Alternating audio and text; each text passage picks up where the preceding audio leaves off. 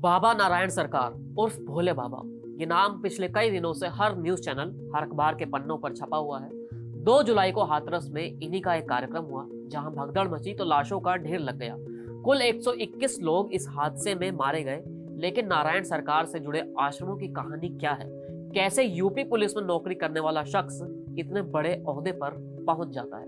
दरअसल 1999 तक उत्तर प्रदेश पुलिस के महकमे में नौकरी करने वाले सूरजपाल यानी नारायण सरकार विश्वहरी उर्फ भोले बाबा बनने के सफर की शुरुआत उसके पैतृक गांव बहादुर नगर से होती है।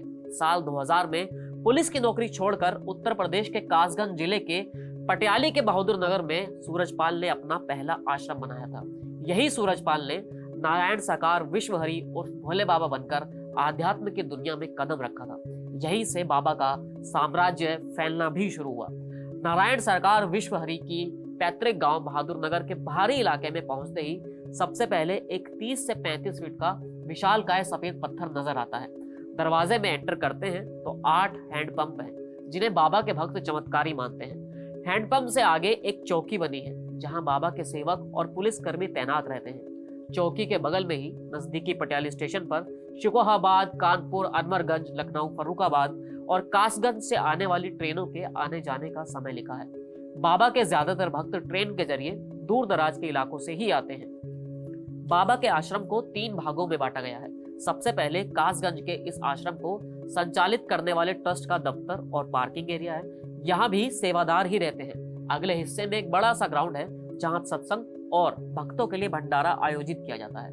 भक्तों को सिर्फ यहीं तक जाने की इजाजत है। अब आता है आश्रम का वो हिस्सा जहां पर आम भक्तों को जाने की इजाजत नहीं है। केवल खास सेवादार ही अंदर वहां पर जा सकते हैं। आश्रम के हिस्से के बाहरी गेट पर एक बड़ा सा ताला लटका हुआ है। हालांकि सेवादारों का कहना है कि भोले बाबा यहाँ 2014 के बाद से नहीं आए हैं। भोले बाबा भले ही इस आश्रम में अब नहीं आते हैं, लेकिन उनकी गुलाबी ड्रेस वाली नारायण फोर्स यहाँ पर हमेशा तैनात रहती है। भोले बाबा के पैतृक गांव बहादुर नगर में यह उनका पहला आश्रम था। आश्रम के मुख्य द्वार पर 8 हैंडपंप लगे हुए थे, लेकिन अचानक 2 हैंडपंप हटा दिए गए। आश्रम के केयरटेकर कृष्ण सिंह जब हैंडपंप हटाने के बारे में बताते हैं तो वो यही कहते हैं कि उन्हें बाबा ने खुद हटवाया है। जिन हैंडपंप को बाबा के भक्त चमत्कारी मानते हैं, उसके पानी से कष्ट दूर होने का दावा करते हैं। आखिर उन हैंडपंप को हटाया क्यों गया? कासगंज आश्रम के केयरटेकर बताते हैं कि हैंडपंप जरूरत के हिसाब से हटाए और लगाए जाते हैं। फिलहाल हैंडपंप को हटाने की वजह आश्रम से सटा मूंगफली का खेत है। केयरटेकर के मुताबिक खेत में ट्रैक्टर से खुदाई होनी थी, इसलिए खेत के मालिक के कहने पर ट्रैक्टर के रास्ते के लिए 2 हैंडपंप को हटाया गया और बाद में इन्हें लगा भी दिया जाएगा। कासगंज के इस आश्रम में मंगलवार और शनिवार को भक्तों का तांता लगता है।